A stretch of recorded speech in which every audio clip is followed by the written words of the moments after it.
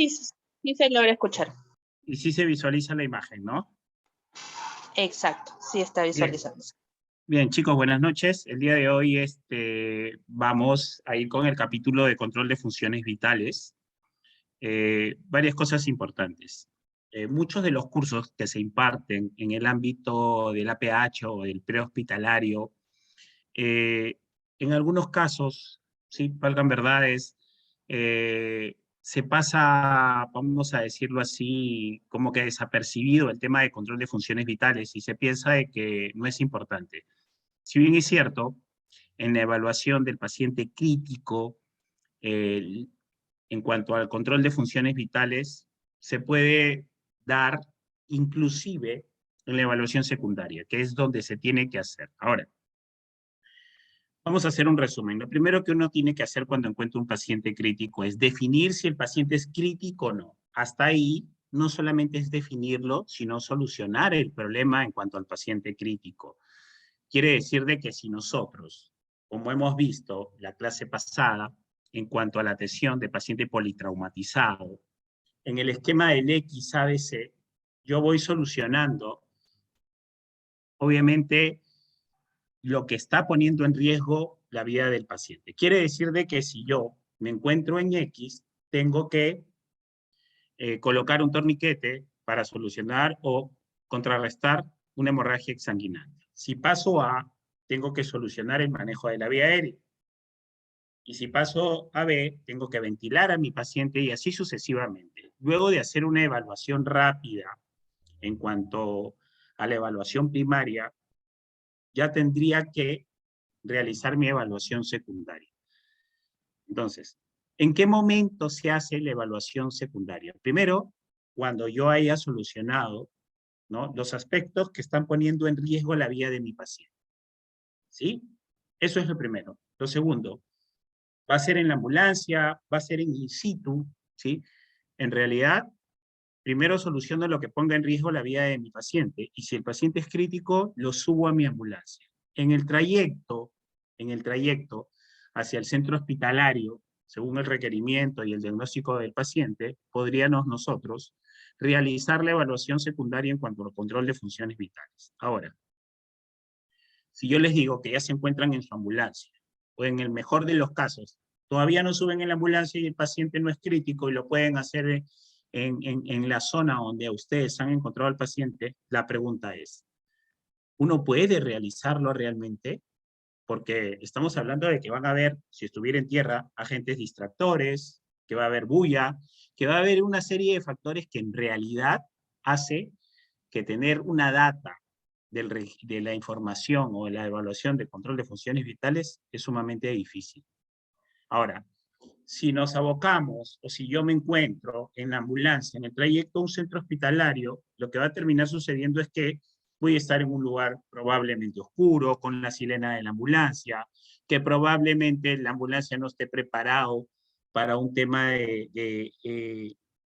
o que tenga aire acondicionado. Entonces es sumamente difícil, por el espacio inclusive reducido, tener la data de control de funciones vitales. Entonces hay que adquirir destrezas y hay que tener una serie de conocimientos para poder hacerlo. Y digo esto porque, como les vuelvo a repetir, en muchos de los cursos que se imparten, el personal dice, y todo más control de funciones vitales. Y la pregunta es, ¿sé o conozco cuáles son los aspectos importantes? Hacia eso nos vamos a direccionar el día de hoy. Hacia lo que debemos de conocer, hacia las técnicas y hacia cómo se debe hacer. En cuanto a eso, a diferencia de un contexto americano que les dije desde el principio, que es el que llega acá al Perú, el americano te dice que deberías de hacerlo en la evaluación secundaria. Sin embargo, en el contexto europeo, ¿sí? En el contexto europeo, ellos dentro del manejo de la evaluación primaria tienen que ir realizando la evaluación secundaria. ¿Sí? Licenciado. Sí, dígame. Sí, disculpe que le interrumpa. ¿Está proyectando solamente su nombre? Sí, todavía no avanzo, todavía no avanzo. Ah, ya, ok. ¿Sí? Entonces, es importante que ustedes sepan que en cuanto al contexto europeo, ellos dentro de su evaluación primaria ya están monitorizando al paciente, ya tienen una data del control de funciones vitales. Obviamente, ellos utilizan equipo sofisticado que en realidad les va a ayudar a poder evaluar simultáneamente la parte primaria y la parte secundaria. Les doy el nombre del equipo para que lo conozcan, que es el que más se usa en Europa, es un Corpuls. El Corpuls es un equipo que tiene la particularidad de tener una evaluación rápida del paciente. Obviamente hay que conectar, en este caso, el brazalete, hay que conectar los electrodos para poder tener una data bastante rápido de lo que tiene el paciente y asimismo tener un dato más direccionado hacia cómo voy a manejar a mi paciente, ¿sí? Signos vitales son los fenómenos o manifestaciones objetivas que se pueden percibir y medir en un organismo vivo, que revelan las funciones básicas del organismo. Hasta ahí tenemos bien en claro qué es o qué son los signos vitales. Pero hay algo muy importante, entender de que, si bien es cierto, existen parámetros, existen teorías que te puedan dar, vamos a decirlo así, parámetros de, por ejemplo, la presión arterial. Hay una teoría que te dice que la presión arterial normal sería 130/90. Puede haber otra teoría que te diga que es 120/80, pero ¿qué es lo importante? Que nosotros, si es posible, en la evaluación del sample del paciente y en la evaluación donde empezamos a obtener información, porque probablemente esta información nos la puede dar nuestro paciente, y si es que el paciente fuera crítico, de repente una persona cercana, que puede ser un familiar. Entonces, ¿cuál es el valor que nos van a dar? Es un valor basal. ¿A qué le vamos a llamar el valor basal? Es el valor promedio de su presión arterial cuando se encuentra en un estado, vamos a decir, tranquilo, ¿no? Es muy probable que si yo le tomo la presión arterial a una persona, le pueda preguntar, ¿usted sabe cuál es su presión arterial normal? Y él probablemente te diga, ejemplo, 120/80. Entonces ya eso nos va a dar, o nos va a dar a entender si es que el señor está teniendo un problema de hipertensión o de hipotensión, ¿sí? Ahora, la pregunta es, ¿qué sucede cuando no obtenemos esa data? Entonces podemos corroborar con otro control de funciones vitales, en el sentido de que si es que yo tengo un valor de una presión elevada, que probablemente, ¿no?, me hace pensar que la persona está cursando un problema de hipertensión, lo puedo corroborar o puedo ayudarme de repente con la evaluación que puedo tener con la frecuencia cardíaca, con la frecuencia respiratoria. Obviamente vamos en el estándar del prehospitalario y en el sistema de emergencia, vamos a catalogar a una persona, vamos a decirlo así, con 3 colores, algo así como la evaluación STAR del paciente, para poder definir si el paciente es crítico. Si el paciente es crítico, podríamos decir de que está en un color rojo. Si es que está en color amarillo, quiere decir que el paciente, hasta cierto punto, es un paciente de cuidado, que en cualquier momento se puede tornar crítico, y a su vez, vamos a poner el color verde si es que el paciente está tranquilo o está dentro de los parámetros normales. Hay que tener en claro que este tipo de coloración se utiliza mucho, les cuento, en la evacuación aeromédica, para poder determinar rápido el estado del paciente según su control de funciones vitales. Vamos a empezar. ¿Cuáles son los signos vitales, no? Podríamos decir el pulso, la respiración, la temperatura, la presión arterial, el reflejo pupilar, y es que hoy en día, cosa que todavía no está ingresando al Perú, la capnografía. ¿Sí? Existen equipos que te miden el nivel de exhalación de CO2, ¿sí? Y obviamente vamos a tener un dato más asertivo, ¿no?, si es que la vía aérea del paciente está comprometida. Les pongo un ejemplo. ¿Qué sucede cuando uno toma la saturación, por ejemplo, del paciente, ¿no? La saturación te mide el nivel de oxigenación en sangre. Entonces, probablemente yo le ponga al paciente un saturómetro, un pulso oxímetro, vamos a decirlo así, es que en ese momento el paciente se obtenga un valor de 94%. Entonces tú dices, bueno, sí, se está oxigenando de la mejor manera. Por ahí puedes estar tranquilo, pero sin embargo, te das cuenta de que existe una cianosis distal, te das cuenta de que hay cierta, ¿no?, cianosis a nivel peribucal, te das cuenta que el paciente está agitado y tú dices, bueno, pero si no, aparentemente su saturación está por encima del 94, pero sin embargo yo estoy evidenciando otra cosa. Entonces te quiere decir de que el paciente probablemente se está descompensando. La pregunta es, ¿cuánto tiempo puede pasar desde que tú estás evidenciando esa saturación de 94, 95% hasta que, según lo que visualizas con tu paciente, se pueda descompensar? Es un promedio de unos 7 a 8 minutos. Y a partir de los 7 a 8 minutos empieza a haber un descenso de la saturación. O sea, imagínense, si una persona se está complicando y probablemente tú te das cuenta que está hiperventilando, que está sudoroso, que empieza a estar pálido, que hay cianosis distal, y tú dices, bueno, pero finalmente yo evidencio que su saturación está bien, quiere decir que el paciente es de cuidado. ¿Cuánto tiempo va a pasar para que ese valor real se refleje en la saturación? Probablemente 7 a 8 minutos. A diferencia de la capnografía. La capnografía, en el prehospitalario, acá en el Perú todavía no ha ingresado mucho, recién están trayendo equipos de evaluación, y sin embargo la capnografía, como les decía, te mide el nivel, ¿no?, de exhalación de CO2. ¿Y en cuánto tiempo te da esa data? Te lo da en 30 segundos. O sea, imagínense, en 30 segundos yo me voy a dar cuenta que el paciente se está descompensando. Ahora, ¿cuáles son los valores en cuanto a la capnografía? La teoría dice que de 35 a 40. Si ese valor está elevado, si la persona tiene un nivel elevado de CO2, va a estar por encima de 45. Y eso, como les vuelvo a repetir, lo puedes obtener en los primeros 30 segundos, lo cual te da 7 minutos para que puedas ir manejando la vía aérea del paciente. Ahora, la pregunta es, vamos a poner un caso de qué es lo que puede suceder cuando una persona se complica y cómo puedo darme cuenta de eso. Una persona que está trabajando, vamos a decir, con un producto químico, ¿sí?, y de repente se produce una pequeña explosión con radiación de calor. Y cuando tú evidencias al paciente lo encuentras, ¿sí?, con las pestañas y las cejas quemadas. Eso es uno. Dos, independiente de eso, te das cuenta de que lo encuentras al paciente, le dices que abra la boca y le encuentras la boca como chamuscada. A eso se le llama hollín, ¿sí? Y entonces eso a ti te hace pensar de que propiamente o el paciente ha inhalado ese calor, esa radiación de calor, ha ingresado a vías aéreas bajas.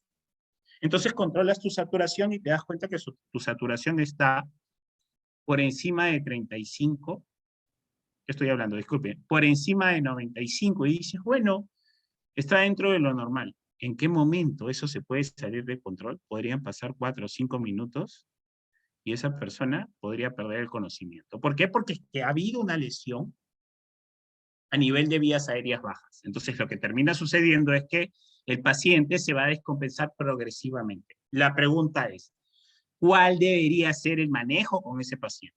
La teoría dice, o en realidad lo que se debería hacer con ese paciente es el manejo de vía aérea avanzada con el gold estándar, o sea, intubación endotraqueal. Ese es el procedimiento que se debe de realizar. Hasta ahí. ¿Es fácil intubar a un paciente? Definitivamente que no, porque si todavía el paciente está consciente, hay que inducirlo al coma, y una vez que se le ha hecho la inducción al coma, con una secuencia rápida de intubación, hay que intubarlo. Entonces, valgan verdades, es un procedimiento bastante difícil. Entonces, ¿cuál es la solución? Por lo menos, podría empezar, si voy a trasladar a mi paciente, podría pensar en hiperventilarlo, oxigenarlo, ¿sí? Con mi dispositivo BBM, no se olviden, bolsa, válvula, máscara. Podría posicionar al paciente en una posición semi-Fowler, eso mejora la ventilación y la oxigenación del paciente, porque todavía recuerden que está consciente, y le coloco mi dispositivo bolsa, válvula, máscara. ¿Cuánto? A 15 litros por minuto. O sea, eso es lo ideal hasta, obviamente, llegar al centro hospitalario. ¿Qué cosa es importante hasta ahí? Comunicación. Comunicación con el centro hospitalario de recepción. Ahora, hasta ese punto, ¿qué sucede si yo no tengo BBM? ¿Podría utilizar de repente una cánula vinazal? ¿Sería lo mejor? Definitivamente que no, pero de alguna u otra forma, la idea es entender de que el paciente tiene que ir con un dispositivo de manejo de vía aérea hasta que llegue al centro hospitalario. ¿Sí? ¿Qué más es importante? Vamos a decir ¿Qué son los signos vitales? Son mediciones de las funciones más básicas del cuerpo. Son aquellas y signos que deben estar presentes y que indican la vida, o al no estarlos, pueden indicar la muerte. O sea, eso sí está claro. Ahora, muchas de las cosas que se imparten en los cursos, y se nos dice, en inclusive un curso de soporte de vida básica, uno tiene que controlar el pulso carotidio, ¿sí? La pregunta es, ¿alguna vez lo hemos hecho? ¿Estoy preparado para poder buscar, para poder palpar, para poder obtener un dato? Es sumamente difícil, o sea, no es tan fácil como parece. Mucho más aún si es un paciente pediátrico, porque nos dicen, bueno, si es un paciente pediátrico, el pulso que se debería de tomar es un pulso braquial, ¿sí? ¿Alguna vez, alguno de ustedes, bueno, con excepción de los que trabajan en pediatría, ha tomado un pulso a nivel braquial? Es sumamente difícil. Entonces, no, no vamos a llegar a un punto de poder obtener un valor si no nos entrenamos. Entonces, es muy importante que por más sencillo que parezca, hay que aprender a buscar. Si de repente hay un niño en casa, con él podríamos aprender a entrenarnos, a tomar el pulso braquial, ¿sí? Porque es que de alguna u otra forma es lo que nos va a ayudar con el entrenamiento.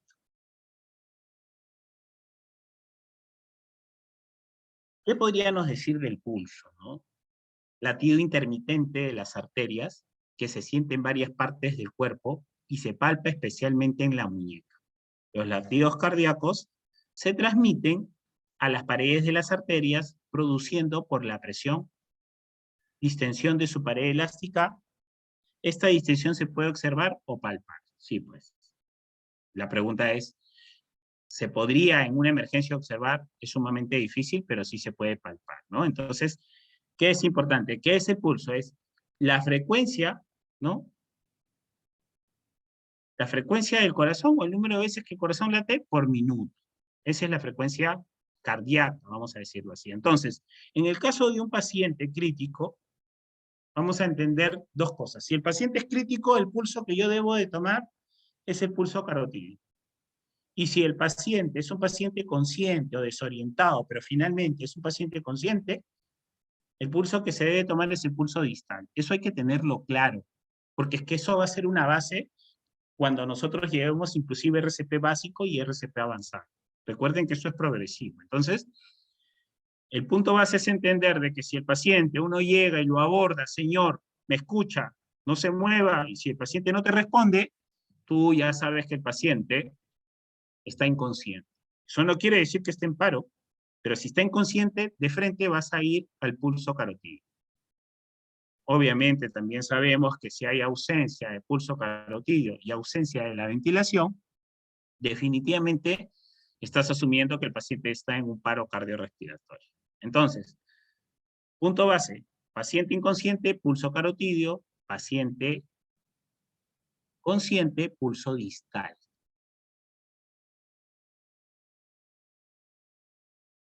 Pulso propiedades, frecuencia, ritmo, amplitud.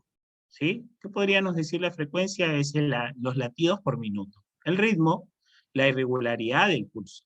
Y la amplitud, la fuerza del latido. Entonces, ¿en cuánto tiempo en realidad se puede tomar el pulso? Eso es importante porque mucha gente dice que tú podrías tomar la frecuencia cardíaca solamente en 15 segundos y multiplicarlo por 4.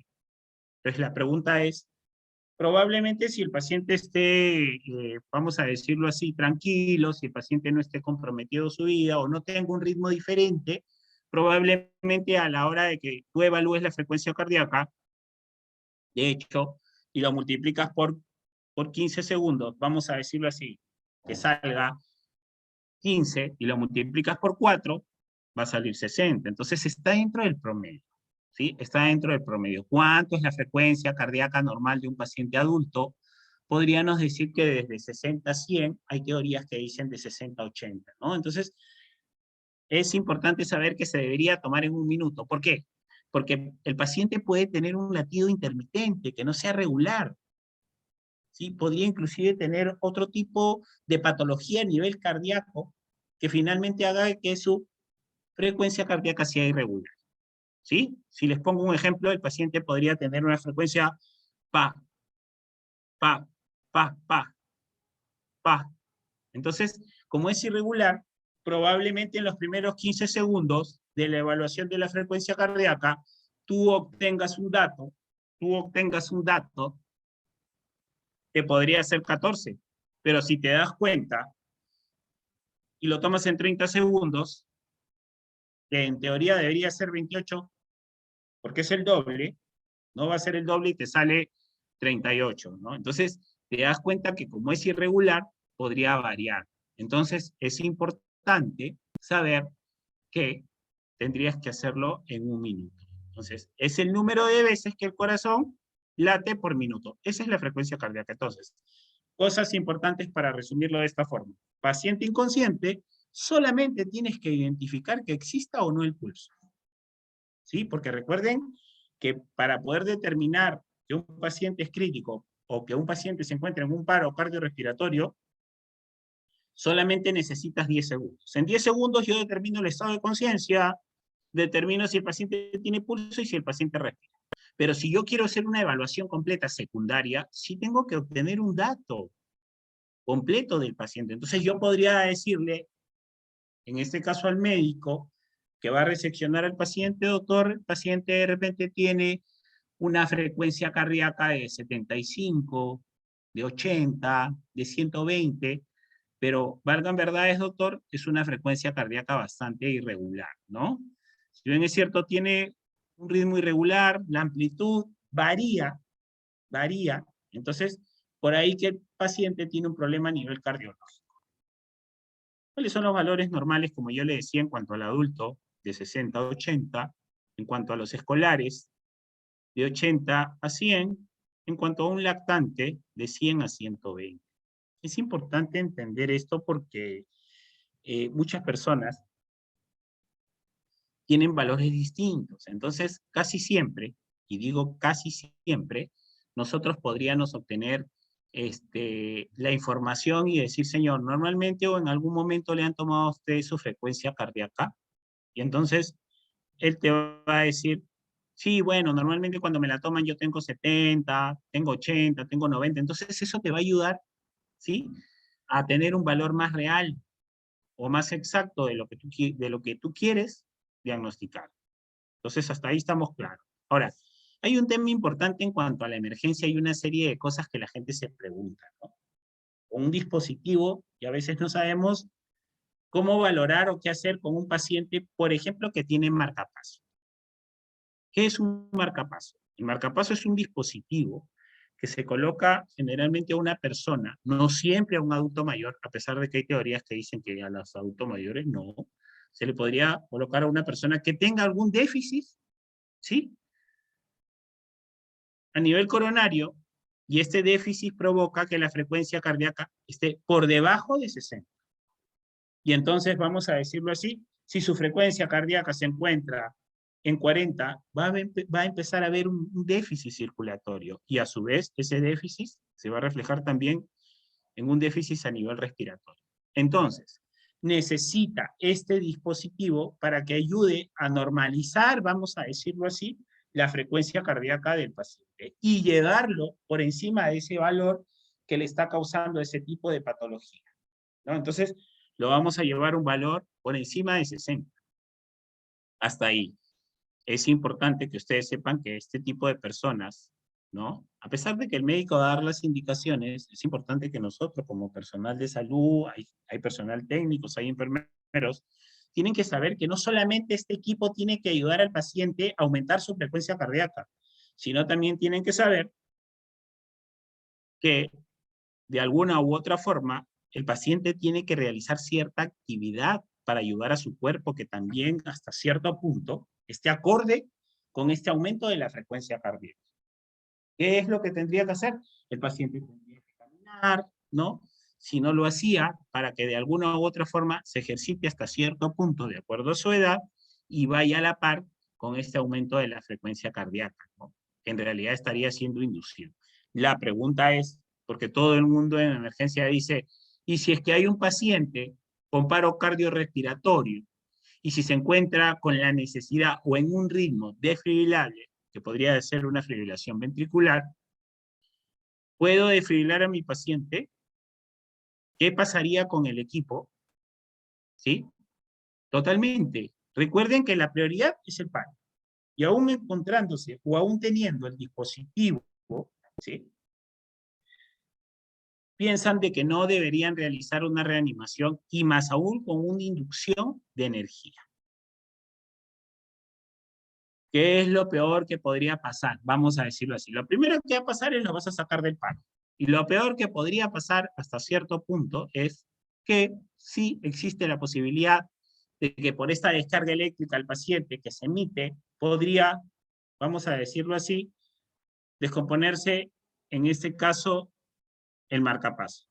¿Qué termina sucediendo? ¿Qué termina sucediendo? Deja de cumplir su función, ¿sí? Y obviamente la frecuencia cardíaca no se va a elevar hasta lo que se desea.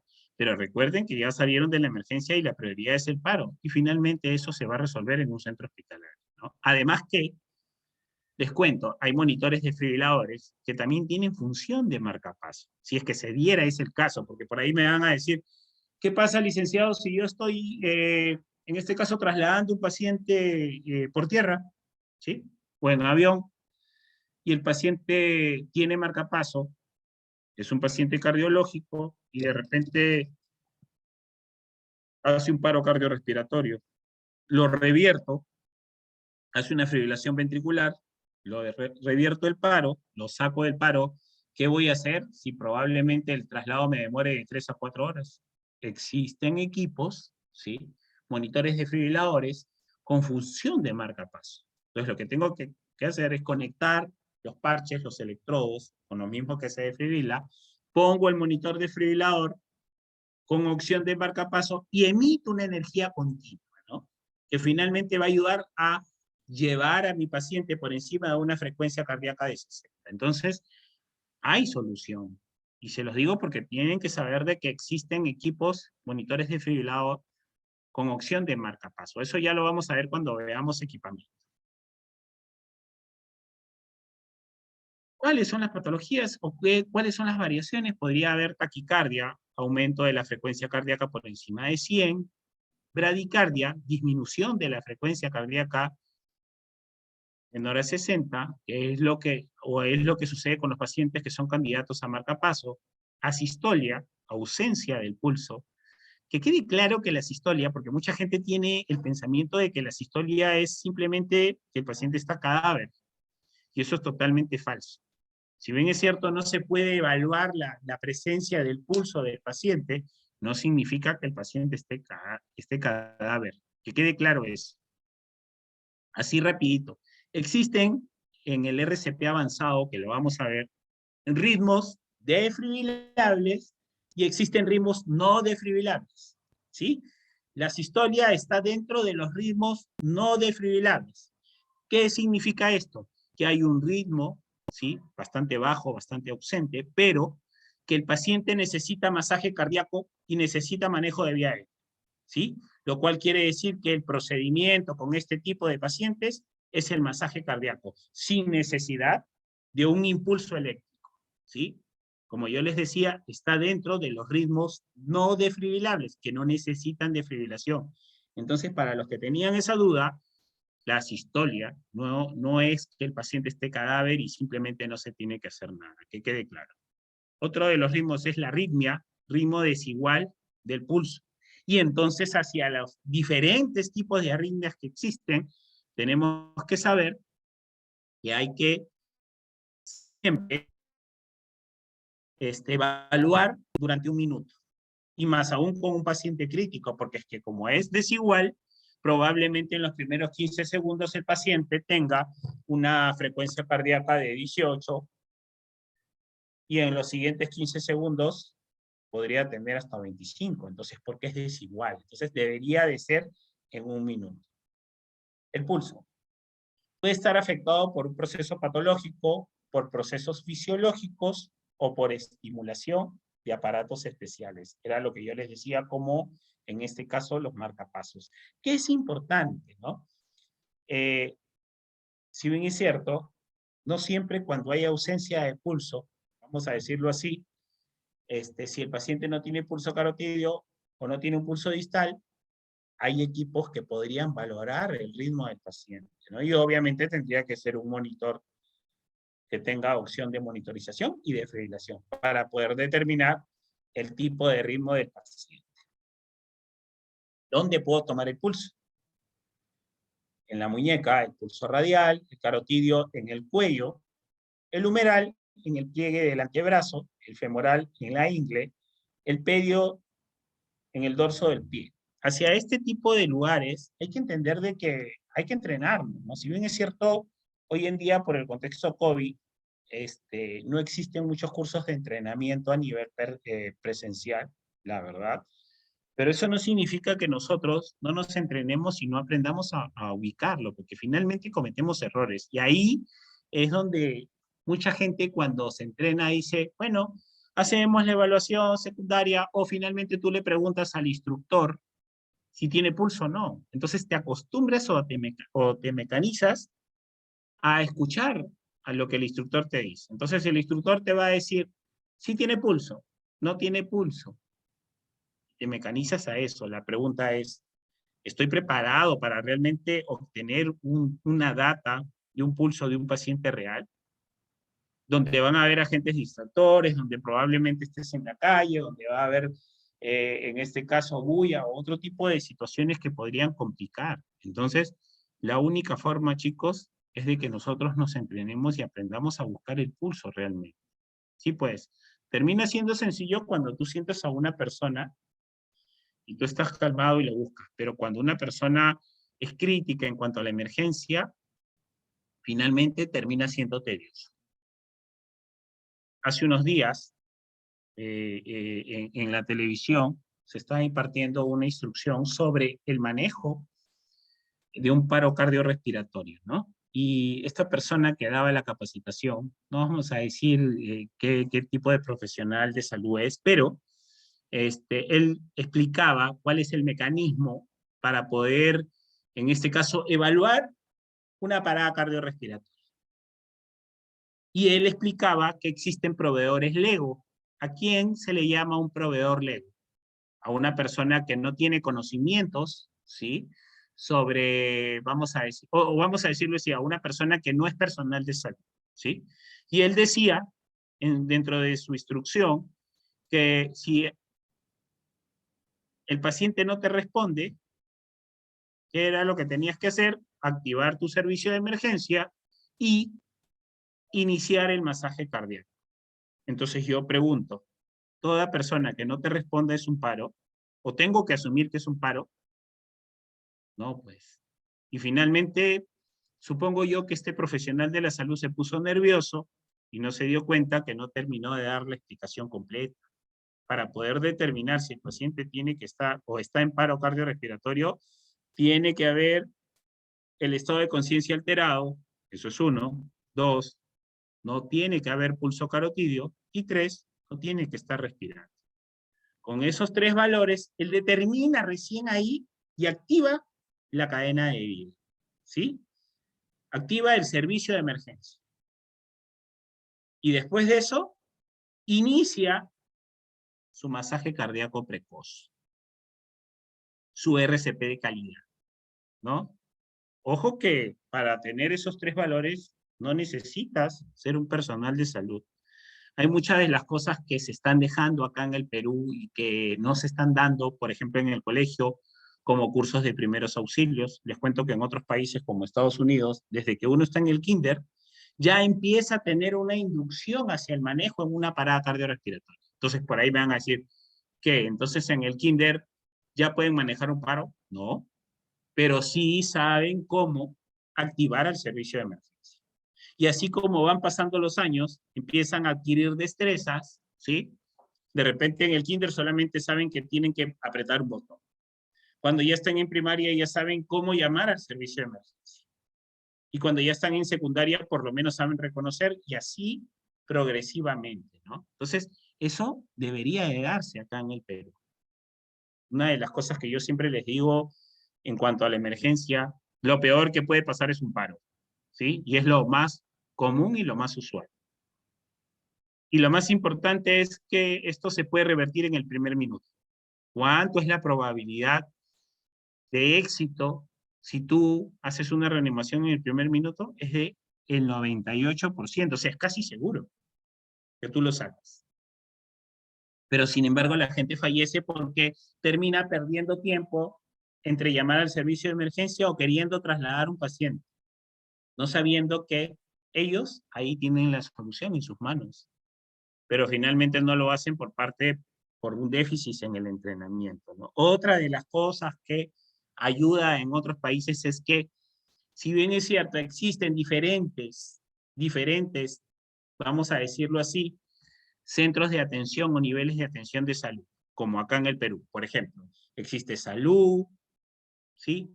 Existe el MINSA, existen las instituciones particulares de salud, pero sin embargo, cada uno tiene una data o una información de su paciente. Eso no es lo ideal. Lo ideal es que haya una información en general del paciente, que todos ellos puedan tener una información sobre lo que puede tener el paciente. Entonces, ¿qué quiere decir? De que tienen una historia clínica en el sistema y de que en el caso de una emergencia, tranquilamente podría yo obtener la historia clínica si es que se diera el caso en una emergencia de un paciente, si el paciente siempre se atiende en un sistema particular. Entonces, eso sí tendría que mejorar en el Perú. Tener una data de la información que nos puede ayudar para poder manejar. Entonces, como no tenemos eso y no está estandarizado para todos, lo que termina pasando es que tenemos que evaluar para nosotros tener diagnósticos diferenciales y tener que llegar hasta la ayuda diagnóstica en el hospital, que probablemente nos demore después de 1 hora para poder tener un diagnóstico definitivo más asertivo. ¿Cómo se toma el pulso? La palpación del pulso puede practicarse sobre cualquier arteria que sea superficial y que descanse sobre un plano relativamente duro. Pero la más adecuada para esta maniobra es la arteria radial a nivel de la muñeca, el canal del pulso y la carotidia más cercana de la presión aórtica central, que el pulso de una extremidad. Entonces, sí, pues la teoría te dice que tiene que estar en un lugar plano, que el paciente tendría que estar cómodo, pero es que debemos entrenarnos cuando el paciente está tranquilo, para que finalmente, cuando yo requiere en alguna emergencia, en un caso extremo, obtener un valor, vamos a tener mayor confianza en poder tener un valor. Vamos con la respiración. ¿Qué es la frecuencia respiratoria? Es el número de veces que una persona respira por minuto, ¿no? Acción y efecto de respirar, proceso mediante el cual se produce un intercambio en el aire respirado de oxígeno por el anhídrido carbónico a nivel de los pulmones. ¿Dónde se produce el intercambio gaseoso? A nivel alveolar. Creo que eso sí lo sabemos. ¿Qué es lo importante con la respiración en emergencia, ¿no? Antiguamente, para los que no lo recuerdan, existía algo que se llamaba el VES, ver, escuchar y sentir, ¿sí? Que mucha gente todavía cree que se usa, ¿no? Y más aún en la emergencia. El ver, escuchar y sentir te decía que en una emergencia yo tenía que visualizar, acercarme al paciente, escuchar la respiración y sentir, vamos a decirlo así, el vapor de esa inhalación, ¿no? Y entonces, ¿qué terminaba pasando? Primero, que en un medio, vamos a decirlo así, hostil, donde hay bulla, donde no puedo evaluar bien, no terminaba escuchando nada, pues en una emergencia no escuchaba. Y peor aún, sentía, ¿no? Y ahora más aún con el contexto COVID, que lo que uno tiene que hacer, en este caso de la evaluación de la respiración, es reubicar la mascarilla. Es lo que te dice la norma hoy en día. Pero ojo, el que yo reubique en una emergencia, en un paciente crítico, la mascarilla, no significa que yo primero no haga una evaluación rápida. Quiere decir que tendría que bajarlo para poder hacer un barrido y eliminar las secreciones y a su vez verificar, ¿no? Si es que hay algún tipo de sangrado, si hay hemorragia en este caso, poderme darme cuenta si es que está ventilando y reubico mi mascarilla. Entonces, eso del ver, escuchar y sentir desapareció ya hace muchos años, ya por ahí por el año 2015, 2016. Entonces, ¿qué tengo que yo evaluar en la respiración de mi paciente? Ver si existe expansión torácica, si el paciente respira. Eso en cuanto a una emergencia. Y si me tomo el tiempo de hacerlo completo en la evaluación secundaria, tengo que observar el número de veces que la persona respira por un minuto. ¿Podría ayudarme colocando mi mano en la cavidad torácica? Totalmente. ¿Podría ayudarme con un estetoscopio a poder valorarlo? También. Porque recuerden que va a ser difícil, si no hasta cierto punto con un paciente crítico, inconsciente, porque ojo, el hecho que esté inconsciente no significa que no respire. Entonces podría valorarlo, pero tendría que realizar una exposición para poder, en este caso, tener un valor más real. Expiración. La respiración tiene la finalidad de suministrar oxígeno a los tejidos y eliminar el dióxido de carbono. Cada respiración comprende dos movimientos: inspiración, que es el ingreso de aire en los pulmones, y la expiración, que es la salida de aire de los pulmones. Control de la respiración por el centro respiratorio. Cosas importantes. ¿Cuántos son los valores normales de la respiración? ¿Sí? La teoría te dice que es de 12 a 20, esa es la frecuencia respiratoria por minuto, y entonces nosotros sí en emergencia tendremos que aprender a identificar dos problemas, ¿sí? El primero es un problema ventilatorio y el segundo es un problema oxigenatorio. ¿Cuál es la diferencia? Primero vamos al problema ventilatorio. La frecuencia respiratoria desciende por debajo de 12.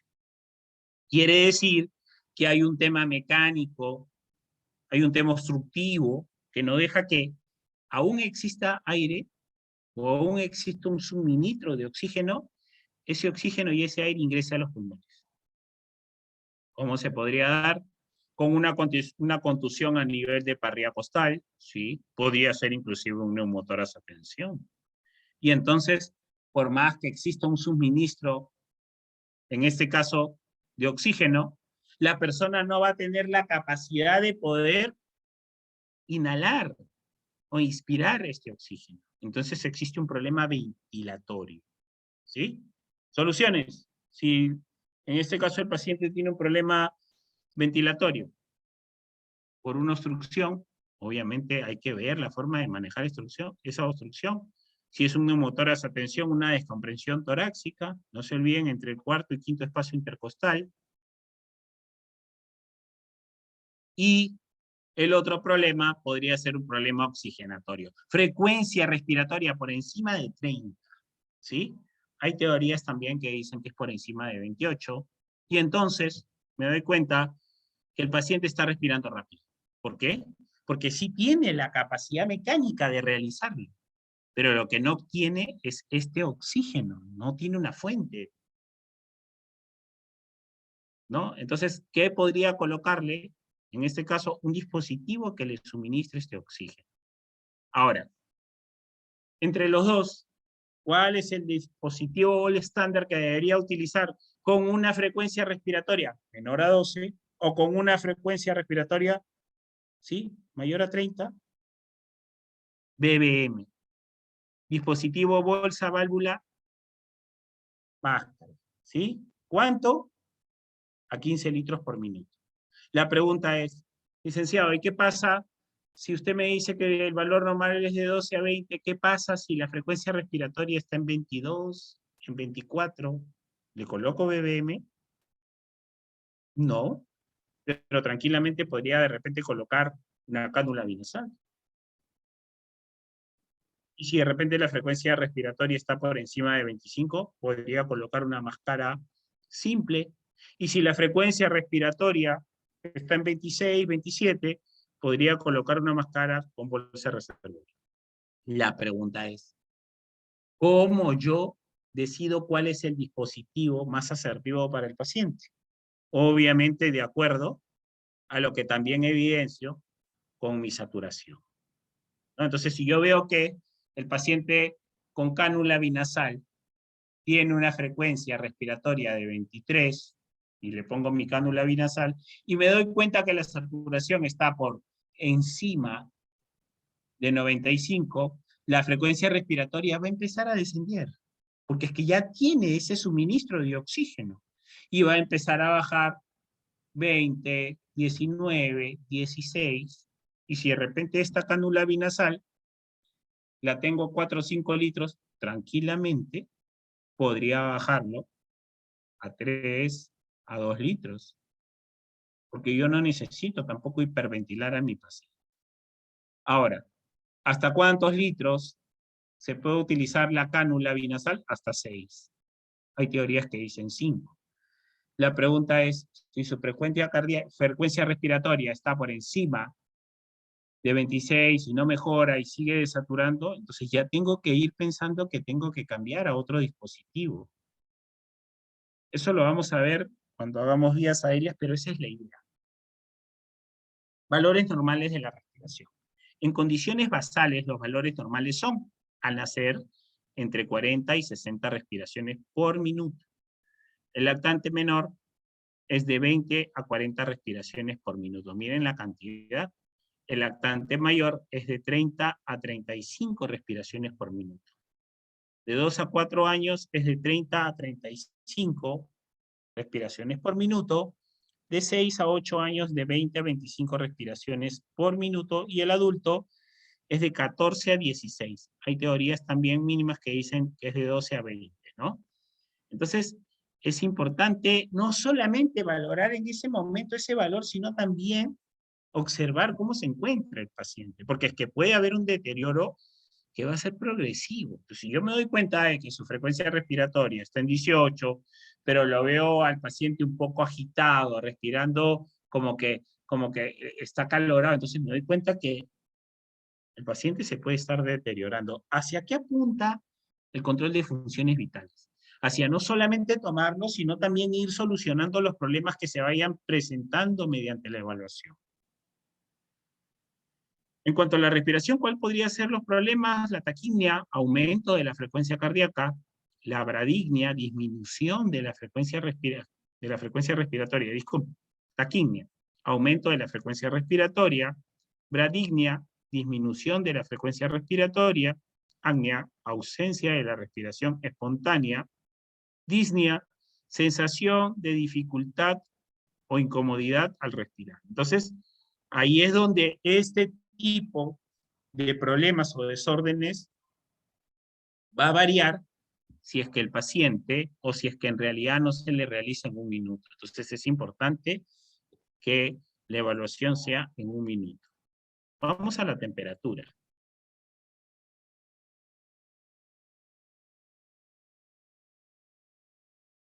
Estado de los cuerpos percibido por el sentido del tacto, gracias al cual observamos que está más o menos caliente esos ríos. La temperatura altera gran número de propiedades de los cuerpos y en esto se basan los distintos métodos para su medida. Acá hay cosas importantes.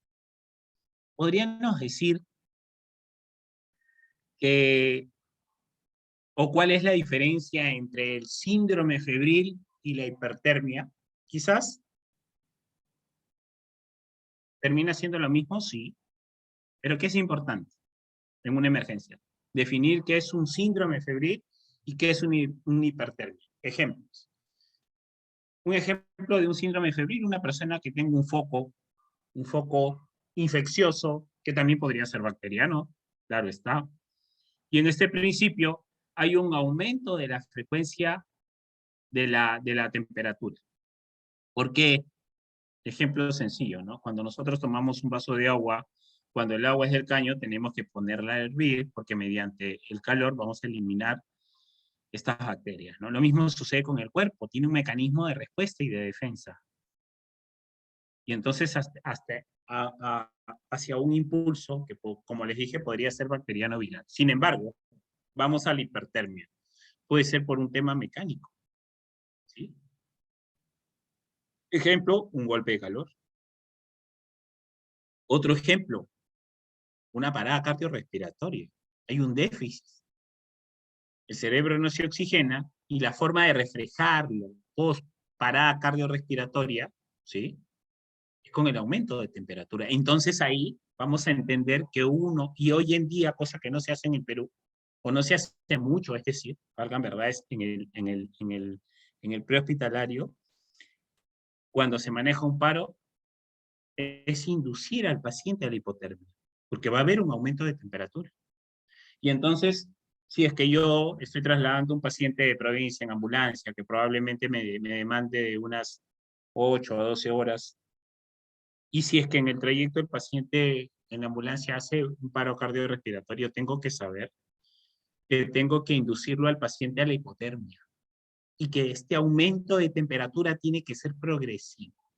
¿Por qué sucede eso? Como yo les decía, el cuerpo es tan maravilloso que de alguna u otra forma refleja ese déficit que ha habido a nivel neurológico, ¿sí?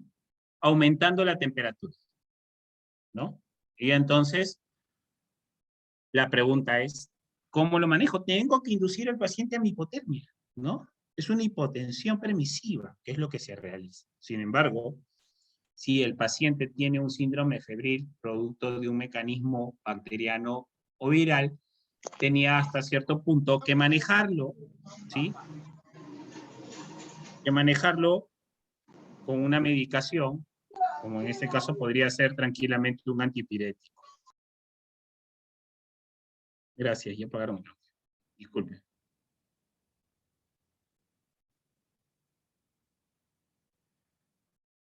Rápido, la parte del termómetro, el bulbo extremo de color plateado sirve como depósito para el mercurio.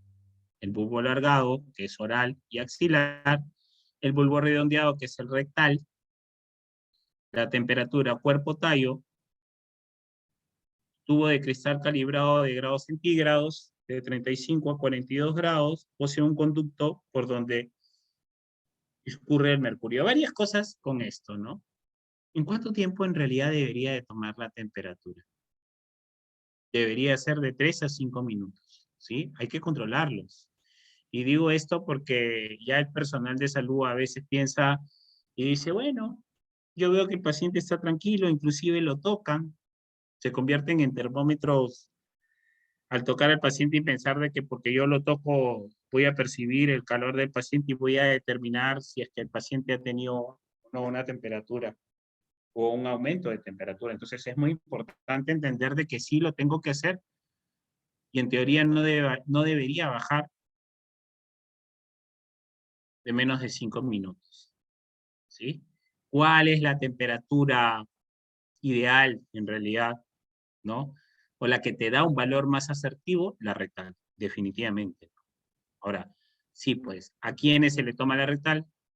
A los pacientes pediátricos, a los adultos mayores, porque es que por el tema de que se movilizan no voy a poder tener un valor menos oral y menos axilar, ¿no? Entonces, es la temperatura, vamos a decirlo así, más real a la que tiene el paciente. En el caso de la oral, solo se hace si el paciente está estable, si no tiene ningún desorden o déficit, y la axilar te podría ayudar con un paciente adulto sin problemas, ¿no? Entonces, hay que limpiar el termómetro, hay que ubicarlo bien en la zona axilar y hay que contabilizar el tiempo. Obviamente, antes de eso hay que verificar la ubicación donde se coloca el termómetro.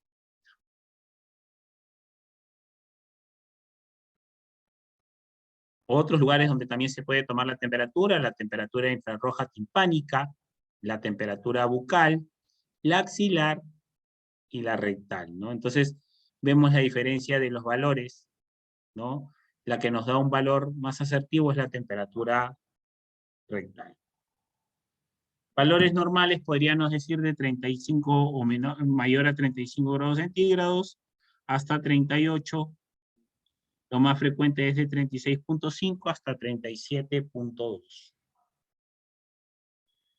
Hipertermia, incremento de la temperatura corporal por encima de 38, y hipotermia, disminución de la temperatura corporal menor a 35. Leve de 32 a 35, moderada de 30 a 32 y severa menor a 30. Es muy importante saber que cuando un paciente, y en cuanto a una evaluación completa, si llegamos hasta la parte de exploración, de exposición del paciente, muchos de los pacientes hoy en día en el prehospitalario llegan a los centros hospitalarios prácticamente desnudos. Si bien es cierto, se hace una buena exposición del paciente, se descubre, porque sí es cierto que hay que valorar al paciente en un contexto céfalo-caudal completo de arriba hacia abajo para poder verificar, ¿sí? Y para poder buscar lesiones que probablemente pensemos que no están comprometiendo la vida del paciente, es importante también saber de que en cuanto a un paciente crítico, la hipotermia juega un papel muy importante porque puede ayudar a que el paciente se descompense. Y entonces hay que entender de que en la parte de exploración de la evaluación primaria completa, hay que cubrir al paciente, hay que proteger al paciente. Es importante porque no mucha gente lo hace y la mayoría de pacientes que se encuentran en emergencia llegan completamente desnudos y no nos damos cuenta que eso puede terminar descompensando al paciente. La presión arterial la ejercía por la sangre dentro de los vasos sanguíneos o la presión que ejercen las arterias al paso de la sangre. Esa es la presión arterial. En la presión arterial podemos distinguir dos componentes de acuerdo al ciclo cardíaco, que son contracción o sístole y la relajación. ¿Cuáles son los valores normales? Y hacia eso hablamos hace un momento, ¿no? Existen teorías que dicen 130 sobre 80, 130 sobre 90. Vamos a decir que en el adulto es de 120 a 70. En los escolares de 90 a 100, en cuanto a la sistólica y la diastólica de 55 a 70. Hasta ahí. Desde ya en el prehospitalario se necesita bastante entrenamiento para poder tener o obtener un valor de la presión arterial. Porque si bien es cierto, es o necesita entrenamiento con una persona que está sentada, con una persona que no representa mayor problema, imaginémonos en un contexto de que la ambulancia esté en movimiento, con la sirena prendida, ¿no? Donde sumado a eso probablemente el espacio sea reducido. Entonces hay limitación en el prehospitalario con la toma de la presión arterial. Y probablemente el paciente se esté descompensando o se haya descompensado producto, ¿no? De la presión arterial. Definitivamente es mucho más difícil manejar la hipotensión que la hipertensión. Entonces, varias cosas. Si existe la posibilidad de obtener una data, una información, donde de repente el paciente o de repente un familiar nos pueda decir cuánto es el valor normal de su familiar, nos va a ayudar mucho en la evaluación. ¿Sí? Entonces, podríamos decir que, o preguntarle al paciente, señor, ¿cuánto es su presión arterial normal de usted? Ejemplo, si el paciente tiene una presión arterial, vamos a decirlo así, de 130 sobre 90 y te dices, esta es mi presión normal, en este caso, si yo tomo la presión y encuentro ese valor, no estaríamos hablando de hipertensión en su caso. Pero, por ejemplo, si el paciente tuviera una presión arterial de 110 sobre 70 o sobre 60, yo ya podría decir que 130 sobre 90, para él sí sería una hipertensión. Vamos a decirlo así, una hipertensión nivel 1. Entonces, por eso es muy importante el entender de que si yo tengo una data, voy a tener un valor más asertivo de lo que tiene. Otra de las cosas importantes es que hay gente que se hace preguntas y se dice, ¿en qué o en cuál de los brazos me da un valor más real? Hay teorías que dicen que en el izquierdo vas a tener un valor más asertivo que en el derecho, sí, pero hay teorías que dicen lo contrario. Entonces, ¿qué es lo que me interesa a mí en una emergencia? Podría tranquilamente tomar o tomarle la presión, si se puede dar el caso, en los dos brazos. Y yo podría obtener un valor comparativo, ¿no? Porque es que si hay un valor que me parece demasiado elevado, entonces voy a tomarla en el otro brazo para corroborar si el valor es real. La pregunta es, ¿los valores en los dos brazos van a ser iguales? No, van a ser distintos, eso sí es verdad, pero la diferencia no va a ser muy amplia, pues. O sea, quiere decir que si en un brazo yo encuentro 120 sobre 80, probablemente en el otro brazo voy a encontrar 130 sobre 80. Pero si encuentro yo una presión en un brazo de 180 sobre 100, en el otro no va a ser pues 110 sobre 80, o sea, la diferencia no va a ser muy abismal. Entonces, voy a tener una presión arterial comparativa para poder verificar cuál es la que se acerca realmente. Ahora, ¿por qué digo esto? Porque es que en emergencia yo tengo que tener un dato de lo que evidencio con mi paciente. A diferencia cuando el paciente está estable y tranquilamente, yo lo podría hacer y decirle al paciente, tome asiento, ¿sí? Descanse, vamos a esperar un par de minutos y a partir de ahí le vuelvo a tomar la presión. Entonces, hay que siempre explicarle al paciente el procedimiento. ¿Por qué? Porque muchas veces nosotros, como somos personal de salud, pensamos de que el paciente está adecuado, de que el paciente sabe cómo se realiza el procedimiento. Entonces, nosotros estamos familiarizados a lo que viene a ser una toma de la presión arterial. Sin embargo, el paciente no. Y digo esto porque a una persona que no está, vamos a decirlo así, adecuada, que le coloques un brazalete, a que le genere presión, finalmente eso puede estabilizar a mi paciente y nos puede dar un valor distinto. Sí, es cierto, el paciente se puede tornar tenso. Entonces, ¿hacia qué apunta, no? Señor, buenos días. Si es que el paciente obviamente está estable. Carolina, por favor, tu audio. Carolina Moreno, tu audio, por favor. Carolina, gracias. Gracias. Seguimos. Ahí Noemí me pregunta, ¿qué pasa si no tuviera brazo? Muy buena pregunta, Noemí, y en el prehospitalario más aún. Varias cosas, ¿sí? Te explico. Existen, para empezar, uno puede tomar la presión arterial en cualquier lugar o en cualquier miembro donde exista, ¿sí? Una pulsación arterial. Quiere decir que tranquilamente, o que sí podrías usarlo, que podrías tomar la presión inclusive en las piernas. ¿Sí? Totalmente, porque si tú ubicas una pulsación, podrías hacerlo en la pierna sin ningún problema, Noemí, pero hasta ahí. Y entonces parte de la instrucción que ustedes van a tener, hay un tema que se llama equipamiento, ¿no? Entonces mucha gente dice, ¿por qué es importante obtener equipos, ¿sí? De una procedencia adecuada, que obviamente permite que tenga especificaciones para poder hacerlo? Ejemplo, si ustedes tienen un tensiómetro chino, esos delgaditos, y probablemente un brazalete bastante pequeño, que solamente está adecuado para tomarlo en el brazo, ¿qué va a pasar cuando quieras tomarlo en la pierna?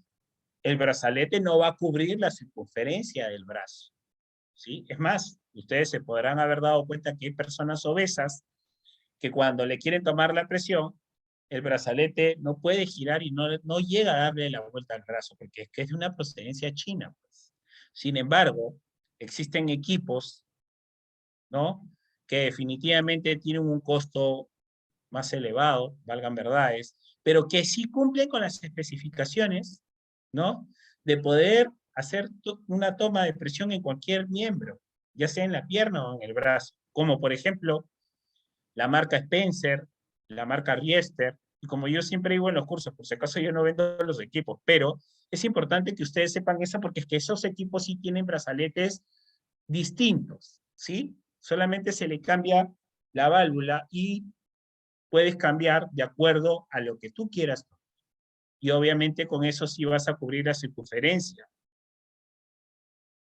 Ahora, me preguntas cuánto sería la diferencia. Bueno, la presión va a ser la misma. Yo te estoy hablando del tema del equipo, ¿no? O sea, si tú no tienes un equipo que recubra la circunferencia, en este caso del brazo de la pierna, ¿sí? Entonces no vas a poder tener un valor real. Y sin embargo he visto que en algunos centros hospitalarios agarran y dicen, no, pero gíralo y véndalo, ajustalo bien, para que a la hora que insufle ejerza presión. Falso, no vas a tener un valor real, ¿no? Y es que eso pasa, como te digo, porque no tienes un equipo adecuado. Totalmente. Eso también, Gustavo, es importante. Para cuando uno hace una toma, ¿sí? Tiene que desinsuflar totalmente el brazalete. De hecho, porque si es que el brazalete está totalmente sin aire, voy a poder realizar una toma. ¿Qué pasa o cuál es el error grave que ocurre cuando uno quiere tomar la presión y no está seguro? Empiezas a insuflar y de repente no escuchaste y bajas la perilla, ¿sí?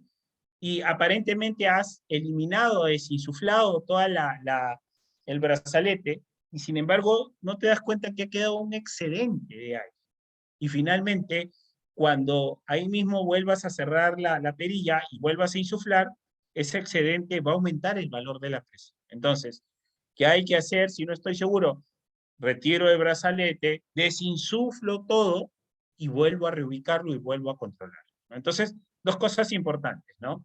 Ante la duda, vuelve a realizar el procedimiento. Al realizar el procedimiento, no solamente quiere decir que tomes la presión arterial completa, sino que reubiques, en este caso, tu brazalete. Y recuerden, existen brazaletes que son largos, que son gruesos, y que sí te permiten direccionarlo hacia cualquier paciente, ¿no? Entonces, es importante que lo sepan porque a veces en nuestros centros de trabajo nos entregan brazaletes que probablemente estén deteriorados o sean de una procedencia china y son demasiado delgados, y finalmente los equipos no te van a ayudar a tener un valor real. ¿Sí? Entonces, no se olviden, porque puede existir la posibilidad de tomarle o de que el paciente tenga alguna puntuación de los miembros superiores. Tranquilamente podrías hacerlo en la pierna. Entonces, eso sí está claro. Otra de las cosas importantes con la presión es de que en el contexto del prehospitalario hay que hacer una reevaluación cada 2 a 3 minutos, ¿sí? Porque probablemente, o lo que nos termina sucediendo es que le tomamos la presión cuando iniciamos el traslado al paciente, pasa una hora y nosotros llegamos al centro hospitalario y le decimos a la colega, en este caso que nos resecciona el paciente, tiene una presión ahorita 130/90, ¿no? Y entonces la enfermera que resecciona al paciente vuelve a tomar la presión y nos dice, no, su presión está en 110/60, ¿no? Entonces, eso sucede porque nosotros no estamos haciendo una reevaluación constante de nuestro paciente. Entonces, antes de bajar de nuestra ambulancia, acabo de tomarle antes de bajar de la ambulancia y acabo de encontrar este valor. Esa es la idea. Esa es la idea. Ahora, ¿qué otra cosa o qué es lo más común en el tema del paciente hipertenso o de la hipotensión, de la hiper y de la... Vamos a hablar primero lo más común, ¿no? Muchas personas piensan de que cuando un paciente está con hipertensión, ¿qué es lo primero que yo escucho en la calle o en algún centro de atención inicial? Dale captopril sublingual, ¿no? Si tú ves debajo de tu lengua, ¿qué puedes ver? Puedes ver que es una zona bastante vascularizada, que es una zona donde pasan vasos, y obviamente se entiende de que es una zona de fácil absorción, ¿no? Entonces, ¿qué sucede si yo agarro y le doy un captopril o le pongo un captopril sublingual? Finalmente, estoy induciendo, porque es que ni siquiera sé qué es el captopril, partiendo desde ahí, porque yo les pregunto, ¿sabes qué es el captopril? No, es que es para la presión. No, el captopril es un antihipertensivo de acción rápida y de efecto corto.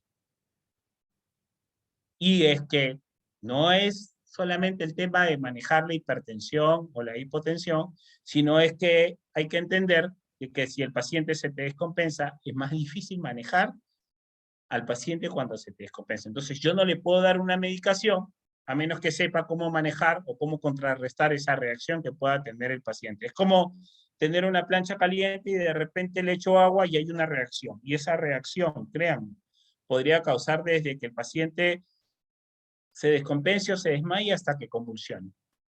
Y entonces, ¿qué haría yo si el paciente se me desvanece y se me desmaya, ¿no? Entonces sí, pues tendría que estar preparado para un manejo de la vía aérea, para colocar una vía periférica y para poder oxigenar a mi paciente. Y eso no es tan sencillo sin entrenamiento. Entonces, si es que no, o a menos que sea con una prescripción médica directa, no se le puede dar a un paciente y menos un medicamento antihipertensivo. Eso tiene que quedar claro. Porque el único profesional de salud que puede prescribir o indicar una medicina es el médico, no hay otro, ¿no? El enfermero, en realidad, lo que hace es administrar la medicación que el médico indica. Eso que quede claro. Y en el caso de la hipotensión, definitivamente el paciente se nos va a desvanecer.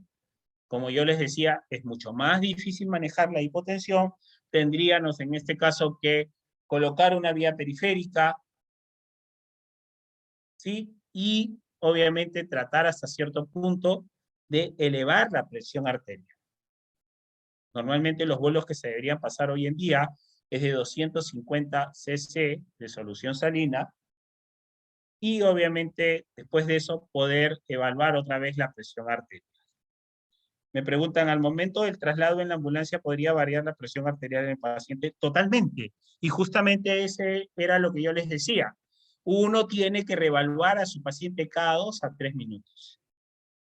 Y más aún cuando tú bajas de la ambulancia y vas a entregar a tu paciente. Porque muchas veces yo llego a un domicilio, les pongo como ejemplo, evalúo a un señor hipertenso, ¿sí? Le tomo la presión arterial y me doy cuenta de que el paciente tiene una presión de 130/90.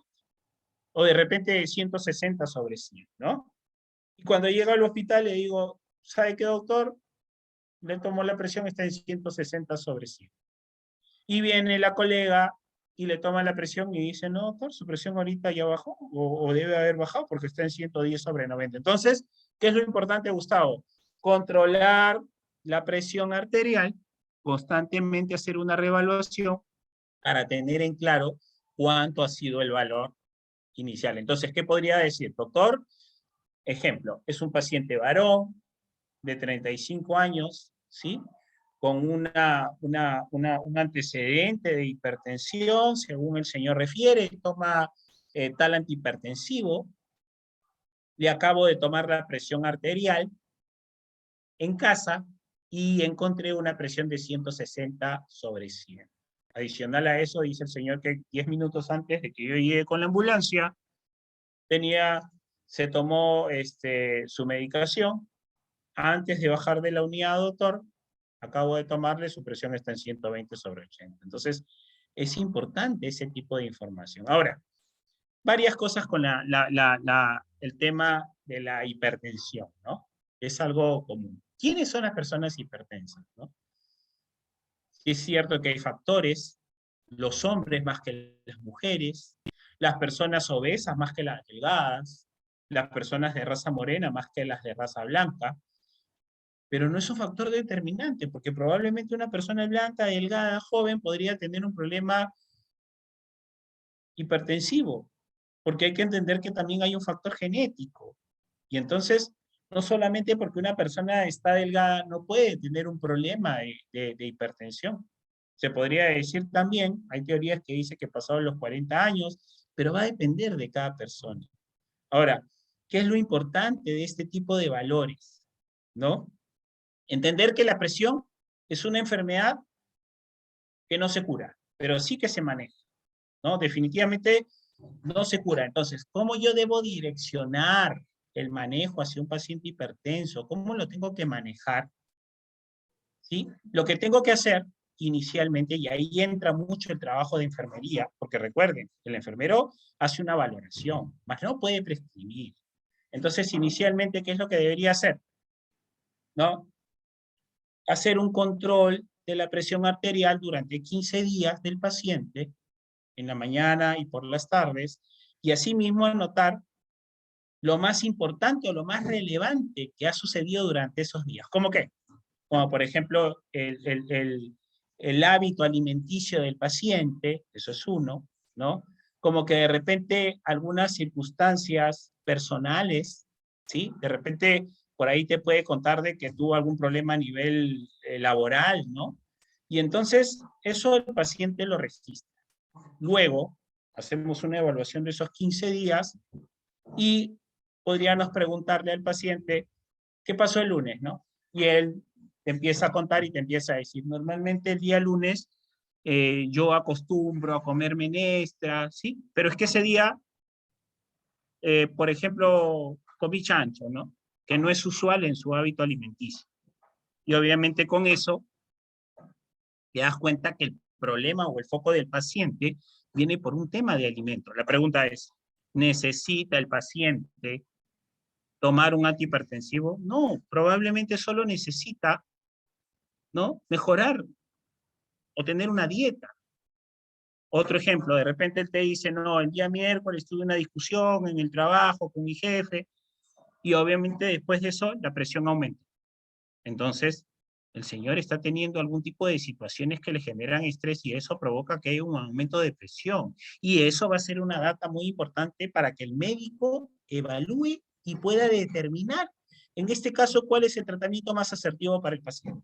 Que no siempre, como les vuelvo a repetir, se direcciona hacia un tratamiento antihipertensivo, ¿no? Entonces, el médico hace una valoración y determina cuál es el tratamiento, porque recuerden, los antihipertensivos dependen de muchos factores, dependen de la edad de la persona e inclusive dependen del sexo, dependen también de repente si tienen otra comorbilidad o otra enfermedad asociada, y entonces el médico es el personal profesional que determina cuál es el tratamiento más asertivo para cada paciente. Y entonces, entendiéndolo así, nuestra función es tener una data más exacta, continua, de lo que podría tener el paciente.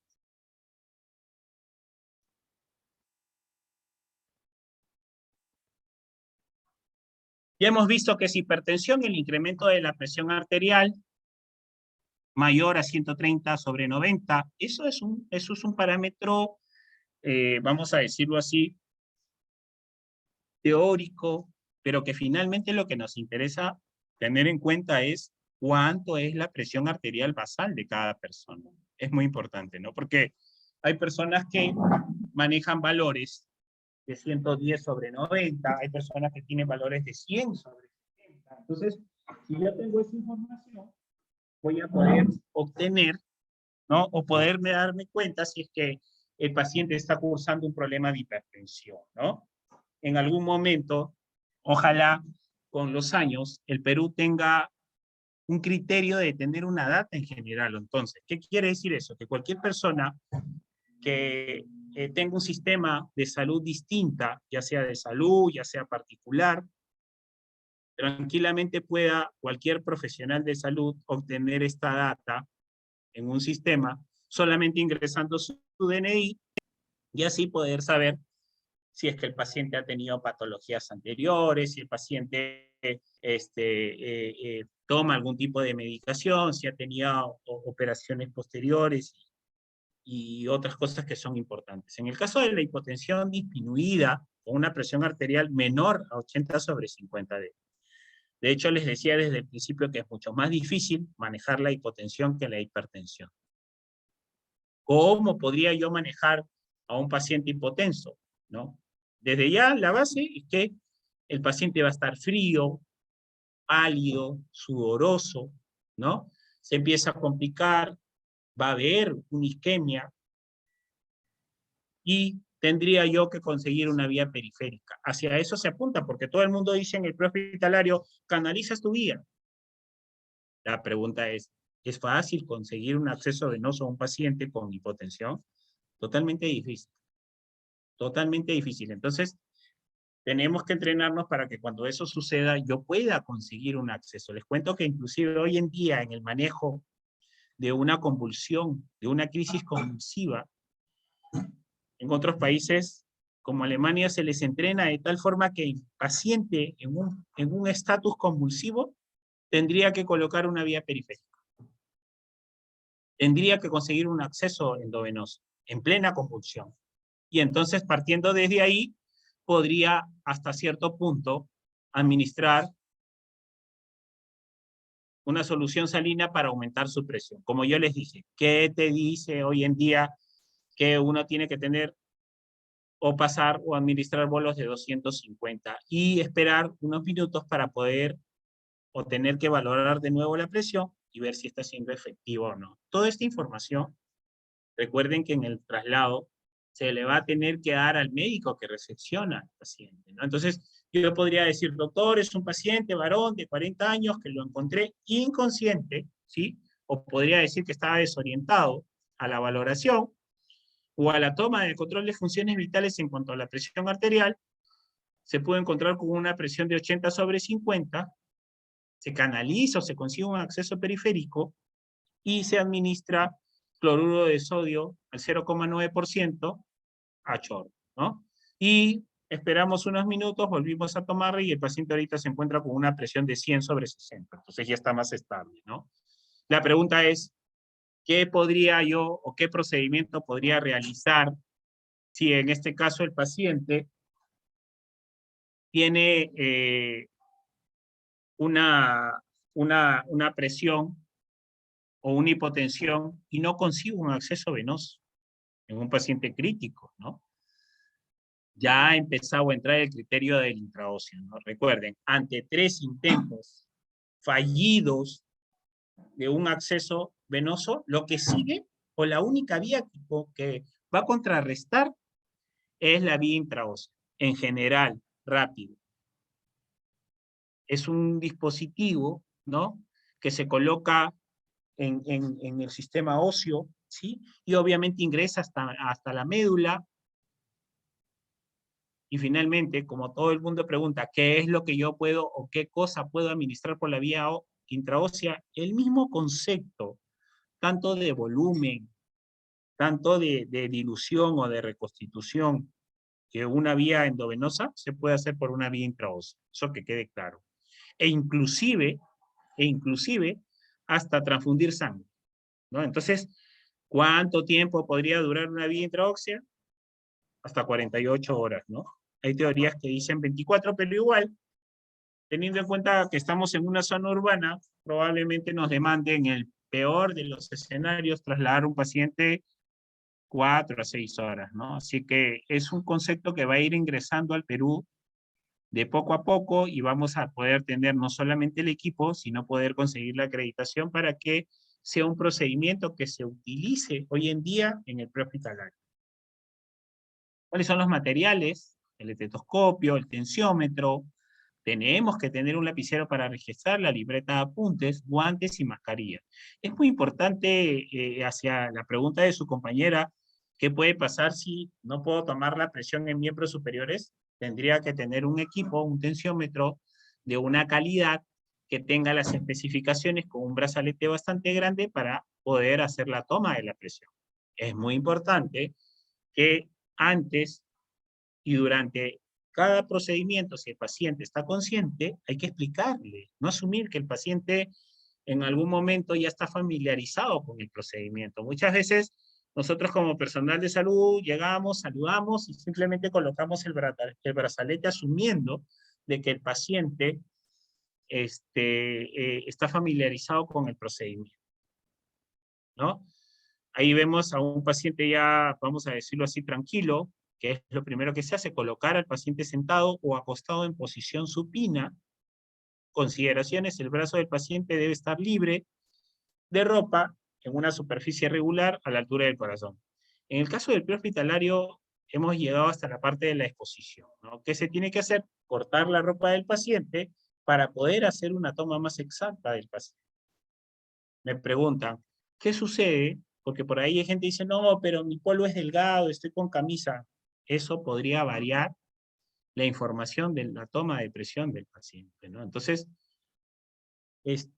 podría hacerlo sin ningún problema en el brazo izquierdo o derecho, pero siempre hay que tener en cuenta una presión arterial comparativa. No se olviden. ¿Por qué? Porque de alguna u otra forma yo voy a tener un valor más asertivo de lo que está presentando el paciente, ¿no? Y como les decía, hay diferencia entre los brazos totalmente, que no va a ser muy amplia, pero sí hay diferencia. Seguimos con el procedimiento, ubique la arteria humeral por la palpación con los dedos del índice medio. Ahí es donde se coloca el estetoscopio. Cosas importantes: el brazalete del tensiómetro no debería ir en la zona donde se coloca el estetoscopio. Digo esto porque mucha gente coloca el estetoscopio y por encima recubre con el brazalete. El brazalete debería estar por lo menos de 2 a 4 centímetros por encima del brazo. 3, colocar el manguito alrededor del brazo y ubicar el diafragma del estetoscopio a la altura de la arteria humeral, ¿no? Para poder visualizarlo, el estetoscopio debería ir por debajo del brazalete y ese es el momento en que se procede a insuflar. Mucha gente comete el error que cuando está realizando el procedimiento se da cuenta de que no puede evidenciar o escuchar el sonido en cuanto al manómetro y lo que hace es simplemente desajustar la perilla y volver a insuflar. Entonces, ese excedente provoca que el paciente o que salga un valor que no es real, ¿no? Fijar el diafragma del estetoscopio con la mano no dominante, inflar el manguito por encima del punto hasta que se deje palpar la arteria. Igual vamos a tener un valor real.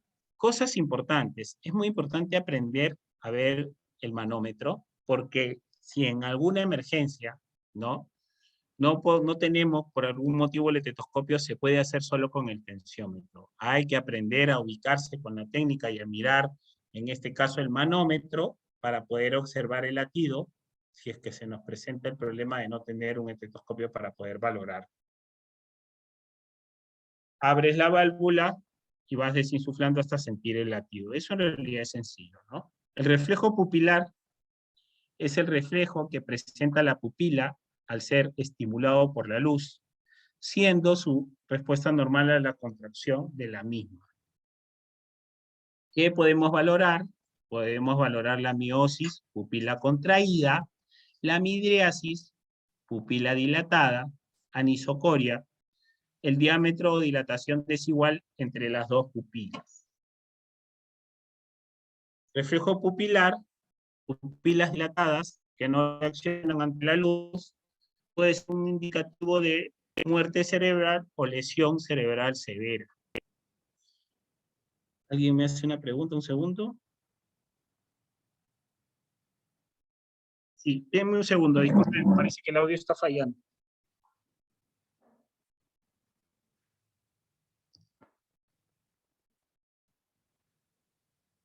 ¿Ahora sí se escucha bien?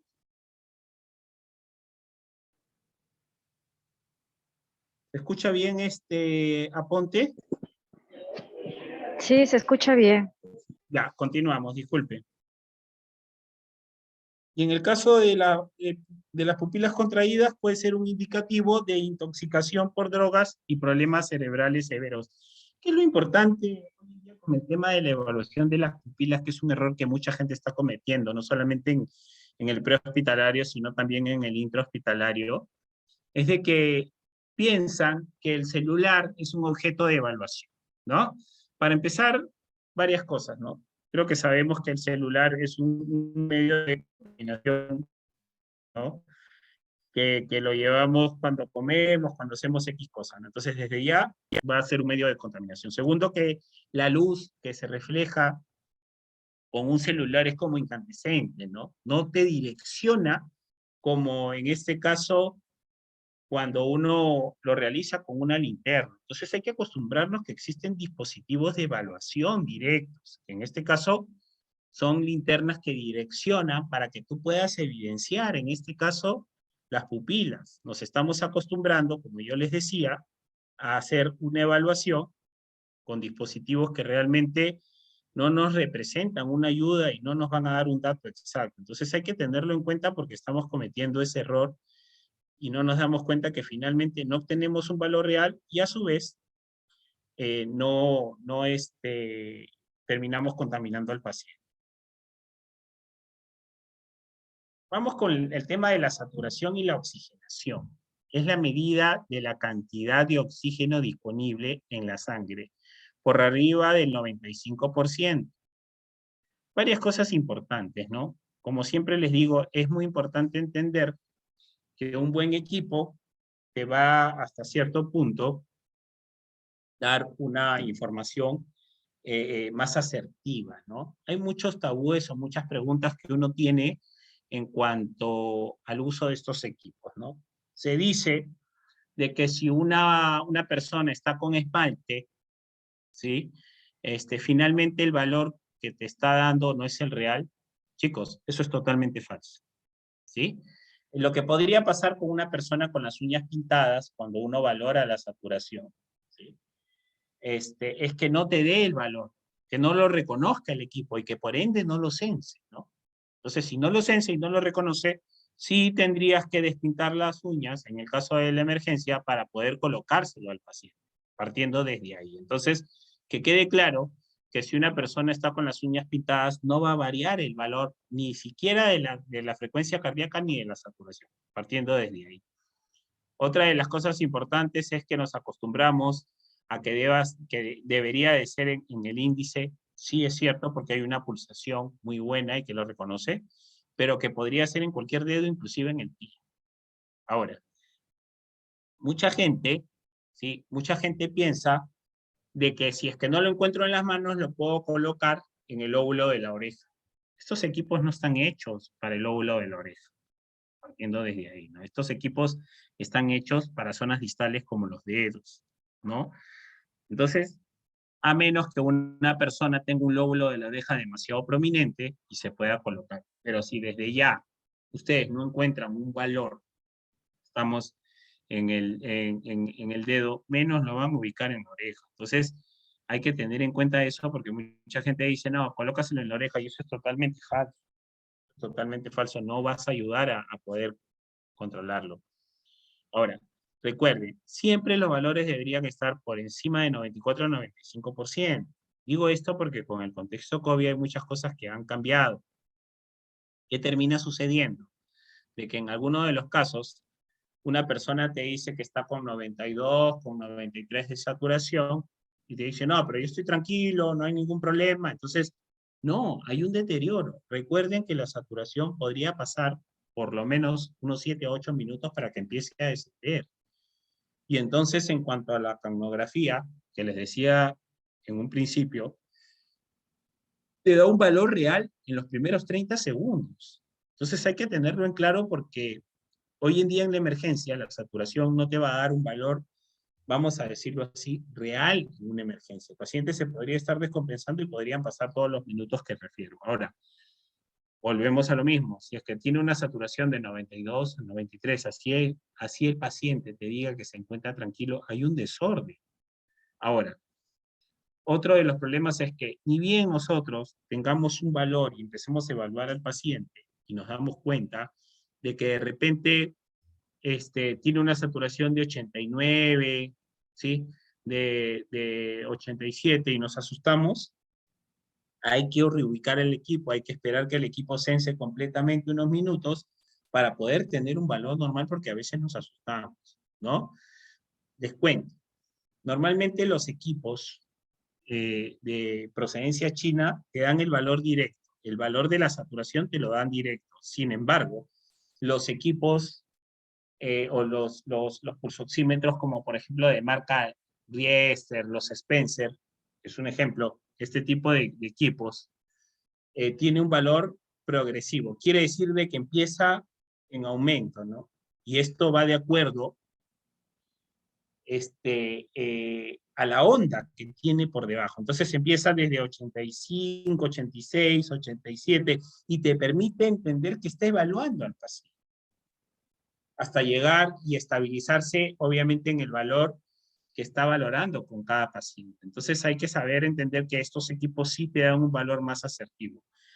Ahora, en cuanto a estos equipos de procedencia china, pues obviamente vas a darte cuenta que este tipo de equipos tiene un margen no de que el valor no sea real, sino de que va a fallar a la hora que tengas una emergencia. Entonces, no vas a poder tener un valor real. Ahora, a los pulsoxímetros, oxímetros, mejor dicho, que tienen un cableado, hay algunos que solamente tienen acá el sensor y el cableado está hasta acá y acá tienen la pantalla. En cuanto a esos equipos, lo que va a terminar sucediendo es que tiene un cable óptico. Y este cable óptico, si se acoda o se rompe, lo que va a terminar pasando es que no te va a censar. Entonces hay que cuidar mucho ese tipo de equipos. Ahora, otra de las preguntas comunes es, ¿qué pasa cuando en una emergencia trato de colocar el pulsoxímetro, ¿sí? Y no me da un valor? Puede ser porque la mano está fría, porque el paciente está hipotenso, entonces hay que tratar de calentar la mano o por lo menos el dedo del paciente para poder colocar. Lo mismo sucede si es que está con los dedos con algún tipo de secreción o mojados, tampoco lo va a censar. Entonces hay que tener mucho cuidado con eso. Recuerden que la saturación está dentro de la valoración secundaria en cuanto a control de funciones vitales. Y digo esto porque todo el mundo ya se acostumbró y en el caso de una emergencia llegan donde el paciente y de frente le colocan el pulsoxímetro. O sea, uno tiene que evaluar primero en la valoración primaria si el paciente es crítico o no. Hacer su evaluación rápida primaria y obviamente si es que el tiempo lo da o en el traslado hacia el centro hospitalario, yo tengo que ir pensando en tomarle la saturación. ¿Sí? Hoy en día, dentro del control de funciones vitales en otros países, ya se ha incluido, como les decía desde un principio, la capnografía, y la capnografía ve el nivel de exhalación de CO2, ¿sí? Y nos va a dar un valor real en 30 segundos, el valor normal, no se olviden, es de 35 a 45, ¿no? Otra de las cosas importantes en la valoración del paciente en cuanto a control de funciones vitales es que uno siempre, a pesar de que puede contar con equipos que te pueden dar una data, como por ejemplo la frecuencia cardíaca que podemos ver, uno tiene que tomarlo, ¿no? Porque muchas veces decimos, bueno, sí, está con una frecuencia cardíaca de 73, entonces tengo que tomarlo manualmente con el paciente para darme cuenta si esa data es real, si es que está dentro de lo correcto, ¿no? Y obviamente también se corrobora con lo que evidencio con el paciente, si hay cianosis distal, si el paciente se encuentra sudoroso, si se encuentra pálido, y entonces me voy a dar cuenta, voy a tener un dato más real de lo que probablemente tenga el paciente. Es muy importante este tipo de información que, como yo les digo, vamos hasta cierto punto tener valores más reales, ¿no? Igual, esto lo vamos a mejorar cuando hagamos equipamiento, porque existen, por ejemplo, monitores multiparámetros que te miden la presión arterial, que también te miden la temperatura, la frecuencia cardíaca, la frecuencia respiratoria, y definitivamente este tipo de equipos te va a ayudar en un paciente hasta cierto punto estable, ¿sí? Porque va a ser un control continuo. Pero en este caso, en una emergencia, estos son las funciones vitales que debemos de tener en cuenta en la evaluación secundaria, ¿sí? Ahora, en cuanto a la ocultación del uso del estetoscopio, una vez escuché y me dijeron, no, bueno, es que el estetoscopio es solamente para personal médico, y eso es totalmente falso. El estetoscopio es para el personal que utiliza para evaluar al paciente, ¿sí? Ahora, de hecho, hay que tener una buena técnica, hay que aprender a ocultar al paciente, hay que aprender a valorar los campos pulmonares. Y en este caso, si ustedes son personal de salud, tranquilamente pueden conversar con un profesional médico y él les puede enseñar a poder ocultar, a ver los lugares de ocultación, a ver los lugares de evaluación del paciente. Y así poder tener datos más importantes o poder llegar a un diagnóstico definitivo del paciente. Hasta ahí, chicos, en cuanto a la evaluación, como yo les decía, es progresiva, hay que hacer una reevaluación constante cada 2 a 3 minutos, ¿sí? Hay que entender que esa información que nosotros vamos a encontrar con el paciente, no solamente vamos a reportar a nuestro paciente, sino también lo vamos a registrar, porque recuerden que esta información va a ir a la historia clínica, que finalmente es un documento médico legal, y que toda esta data tiene que tener hasta cierto punto concordancia con lo que tiene el paciente. Entonces, digo esto porque por ahí puedes encontrar un paciente que vaya registrando, que tiene una presión normal y que de repente fallece y dicen, pero ¿en qué momento se descompensó? Si tú siempre en la monitorización me estás dando valores que probablemente estén dentro de lo normal. Entonces, ¿qué fue lo que sucedió para que el paciente se descompensara de un momento a otro, ¿no? Entonces, es muy importante. Esto es un paciente que en algún momento realicé con evacuación aeromédica, ¿no?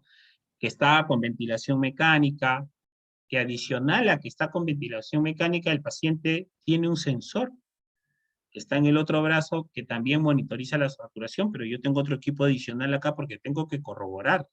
Este es un brazalete bastante grueso de marca Spencer, como yo les decía, es de los que sí se puede direccionar inclusive en miembro inferior, en miembro superior, que cumple las especificaciones para no tener problemas. Este es un estetoscopio de tipo cardiológico que va a ayudar a tener una valoración de la ocultación de los campos pulmonares del paciente, siempre comparativa de un lugar a otro. Bien, chicos, esto es en cuanto a control de funciones vitales. Si hay alguna pregunta, pueden prender su audio sin ningún problema y podemos conversar.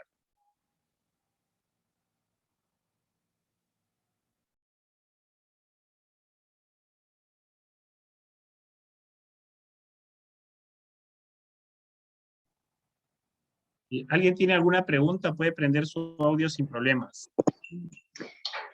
Sí, licenciado, una consulta. En la saturación dicen que en la sierra es diferente que en la costa. ¿Cuánto es lo que debe medir en la sierra exactamente? Hay algo muy importante. Hay algo muy importante. Definitivamente, que quede claro, que el valor que se refleja es el real, partiendo desde ahí. Ahora, que va a variar y que va a haber un déficit por la presión, no significa que el valor no sea real, ¿no? Entonces, ponemos un ejemplo. Puno, Juliaca, ¿sí? A una persona que realiza una evacuación aeromédica, usted llega en avión a Juliaca, porque antes de ir a Puno aterriza en Juliaca, y hay un déficit por la presión, y entonces usted valora y se da cuenta que tiene una saturación de 93. ¿Sí? Entonces, no quiere decir que ese valor no sea real y que varía por el tema de la altura. Quiere decir que usted se está descompensando producto de la presión, ¿no? Entonces, desde ya podemos decir que ese valor es real y que usted está presentando un déficit a nivel respiratorio. Está variando su patrón respiratorio. Entonces, ¿cómo se soluciona eso? Necesito un dispositivo, su frecuencia cardíaca va a empezar a aumentar. Entonces, yo necesito un dispositivo de soporte que podría ir, según la necesidad, como les decía al principio, desde una cánula binasal. Generalmente se revierte con un soporte oxigenatorio, con una cánula, una mascarilla simple, y empiezas a darte cuenta que con ese soporte oxigenatorio tu saturación empieza a elevar. Porque mucha gente piensa y dice, bueno, pues si yo me voy a Puno o me voy al Cusco, y como estoy en altura, mi presión debería estar en 94 o 93, y eso es normal acá, eso es totalmente falso. Entonces, no es que va a variar y que hay un estándar de variación. Sí, va a variar porque es que hay un problema por presión y necesitas una solución ante ese problema. Ahora, yo les cuento, cada vez que he tenido oportunidad de evacuar pacientes de lugares así como Puno, como Juliaca, inclusive el Cusco, hay personal de salud que con este cambio brusco, porque no te has ido por tierra, llegas desde Lima en un avión presurizado y cuando bajas hay presión. Y entonces empieza a haber un déficit a nivel respiratorio, ¿no? Entonces, el valor que se puede evidenciar en el saturómetro, si es de 93, ¿qué necesitas? Necesitas un soporte oxigenatorio, claro está. ¿Sí?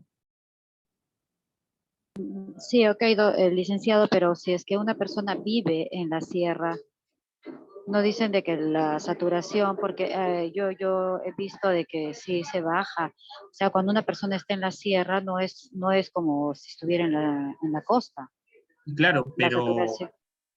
definitivamente, lo que usted me dice es cierto. Una persona que vive ahí, pero su saturación, ¿sí? Obviamente, si es que ya tiene años ahí, no va a estar no, o sea, no debería estar por debajo de 94%. O sea, porque es que por debajo de ese valor hay un déficit. O sea, no es que sea normal el que una persona esté con un valor de 93 y 94 y poder decir que la persona no tiene un déficit. Ahora, a la larga, él podría decir que se encuentra bien y que no hay un déficit, pero este desorden progresivamente va a ocasionar que este tipo de persona tenga un problema a nivel circulatorio, que empiece a haber un desorden a nivel respiratorio, que empiece a haber un edema a nivel pulmonar, que es lo que sucede con las personas que viajan, generalmente adultos mayores, que como yo les decía, en este caso los extranjeros que se van al Cusco y tienen problemas frecuentes por más de altura. Yo le cuento que el casi 70% de los pacientes que se evacúan acá en el Perú son de personas que tienen un mal de altura. O sea, no se puede pensar que una saturación por debajo de 94 tendría que ser normal por el simple hecho de vivir ahí. No, de hecho, sí, hay un déficit por el simple hecho de estar en una altura. Gustavo me dice, la presión arterial puede depender del estilo de vida y de la alimentación o podría darse por otras causas, muchas causas. O sea, el problema de la hipertensión, como yo les decía, tiene muchas causas. Puede tener hay factores que hacen que una persona tenga con frecuencia un aumento de la presión arterial. Como yo les decía, probablemente los hombres más que las mujeres, las personas de raza morena más que la de raza blanca, los obesos más que las personas delgadas, pero no es que eso le va a dar una seguridad que tenga que ser de esa manera. O sea, puede ser una persona delgada, pero sin embargo presentar un problema de hipertensión. Inclusive puede tener un foco o una causa genética. Y definitivamente sí, pues, hoy en día a lo que se apunta es poder obtener definitivamente el principio de ese aumento de hipertensión. Muchas veces uno va al seguro y sin haberte hecho una buena evaluación, de frente te da un tipo de antihipertensivo direccionado pensando que ese es el tratamiento correcto, y no siempre suele ser así, porque probablemente este problema se revierta solamente con el uso o con mejorar el hábito alimenticio de cada persona. Entonces, pero la idea, como yo les dije, algo que se está usando desde hace mucho tiempo, es poder tener un control durante unos 15 o 20 días y poder ver los valores y darse cuenta cuál es el foco de lo que está causando la hipertensión del paciente.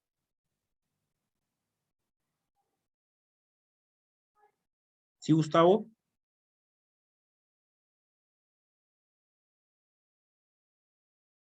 ¿Sí? ¿Alguna otra pregunta? Bueno, tengo una consulta sobre la saturación de Sí. oxígeno. ¿Puede variar también al momento cuando la persona está durmiendo? ¿O podríamos saturar? Ya, sí es cierto, existe una enfermedad que se llama el apnea del sueño, totalmente. Nos ha pasado a nosotros que también trabajamos, o los que trabajan en el intrahospitalario, la posición, definitivamente, o algunas patologías que hacen que pueda variar, definitivamente. O sea, es que eso sí puede pasar. Entonces, ¿qué tenemos que hacer con nuestro paciente? Reubicarlo, mejorar la posición del paciente, una posición semi-Fowler, ¿sí? Y tratar hasta cierto punto de que el paciente siempre esté oxigenándose por encima del 94 al 95%. Ahora, hoy en día, bueno, ahora las cosas han mejorado, pero muchos de ustedes, con el contexto COVID, que muchas personas decían, bueno, sí, pues hay una falta, estoy desaturando, no me siento bien, y tengo una saturación de 92, 93, y sin embargo se empiezan a descompensar de a pocos. Recuerden que el valor debería estar por encima del 94%. Y sí es cierto, ¿no? Va a depender de la ubicación del paciente, va a depender si es que tiene o no un dispositivo, ¿sí? Entonces, licenciado, entonces la saturación preferiblemente hay que medir a una persona sentada.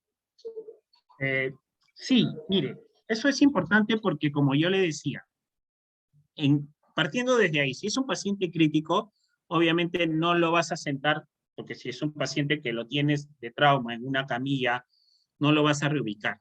Pero a lo que yo apunto es que el valor que ustedes toman en su paciente ese es el valor real. ¿Sí? Ahora, en la noche, como antes su compañero preguntó, si el paciente no está en una posición correcta, no se va a oxigenar bien porque probablemente estuvo en esa ubicación mucho tiempo.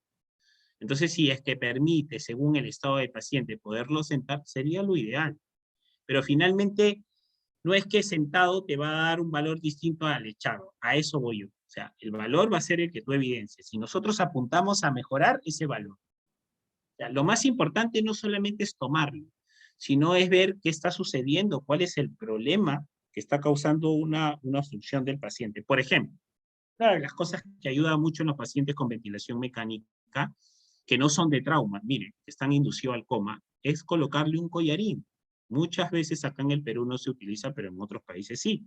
Lo que sucede es que el collarín no solamente es un dispositivo para restricción cervical, sino también es un dispositivo que te ayuda a reubicar o a posicionar al paciente en una posición que se pueda ventilar correctamente. Entonces, por ejemplo, yo en lo personal, cuando hago traslados y hago evacuaciones, a los pacientes le coloco collarín, así no sean de trauma, ¿sí? Para de alguna u otra forma aperturar las vías aéreas y permitir que el paso del volumen con la ventilación mecánica sea mucho mejor. Porque muchas veces la posición del paciente o el no tener una buena maniobra causa una obstrucción, que a la larga se va a evidenciar en una baja de la saturación. Recuerden que en la apertura de la vía aérea existen posiciones importantes, ¿no?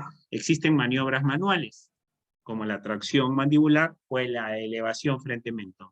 Y básicamente este tipo de maniobras se dan para aperturar las vías aéreas. Y asimismo, obviamente, eso se va a reflejar en la saturación. Entonces, lo importante es entender que si yo veo que una persona está saturando por debajo del 94%, es aprender a reconocer el problema, pero no solamente a reconocerlo, sino también a solucionarlo, que puede ser con la posición, que puede ser con la abertura o el posicionamiento de las vías aéreas, para que así el paso del oxígeno pueda ingresar. Hacia eso apuntamos. Y de hecho, va a ser mucho más rápido en el prehospitalario porque recuerden que es un paciente crítico. Entonces, muchas personas dicen, no, bueno, no le tomé la presión porque el traslado fue corto. Sí, entonces hay que entrenarnos para adecuarnos y poder realizar una toma en ese trayecto de un paciente crítico.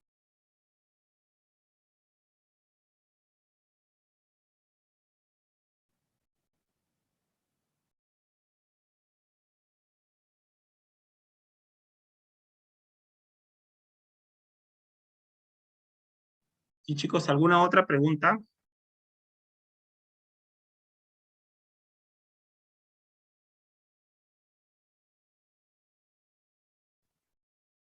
Bien, chicos, esto como yo les decía es progresivo.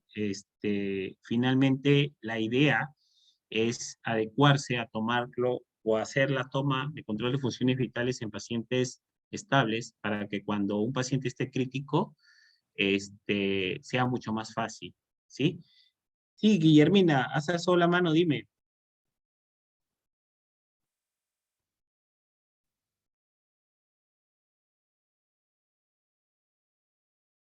Puedes prender tu audio si deseas.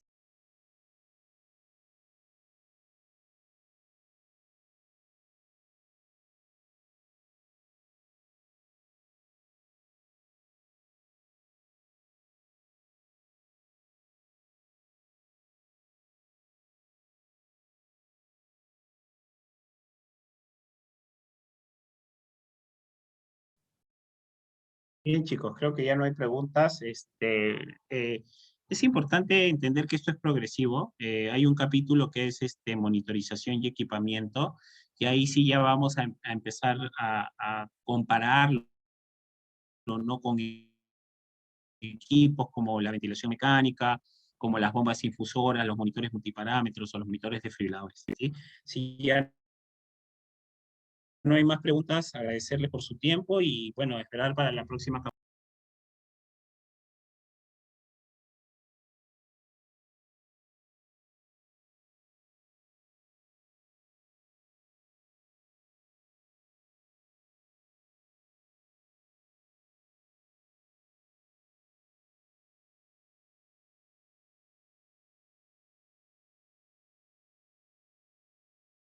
Bien, chicos, vamos a terminar con la capacitación. Muchas gracias y buenas noches con todos.